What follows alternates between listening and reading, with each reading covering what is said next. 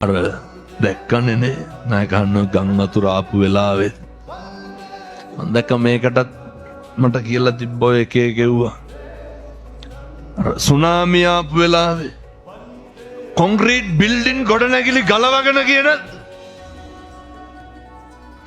ගාල්ලේ බුදු පිළිම කී දෙනෙක් එල්ලිලා හිටියද මේ මහ ව්‍යසනයේ මේ ආපදාවේ අපි ඕන තරම් දැක්කත් ඉන්ත පතුරක්වත් ගැලවෙච්ච නැති බුදු පිළිම තිබ්බා. රේල් පීලි එල්ලකුරට ඇඹරුන් නැද්ද? බුදු පිළිම වහන්සේලා තිබ්බ පින්නතුනි හෙල්ලිලාවත් නැතුව. මේක කියනකොට කියනවා බුදු පිළිම ඉතුරු වෙලා වැඩක් තියනවාද මිනිස්සු මැරිලා කියලා.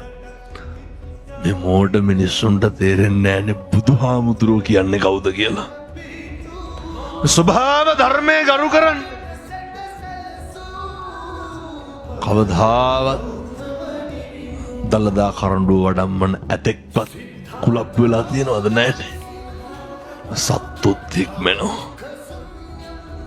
හරි අපූර්වට සත්තු මේ අපේ බුදුහාමුදුරුවෝ කියන එක දන්නේ අපි කවුද චෝදනා කරන උදවිය කවුද බුදුහාමුදුරුවෝ කවුද පින්නත් එනිසා මතක තියාගන්න ඒ අපේ බුදුහාමුදුරුවෝ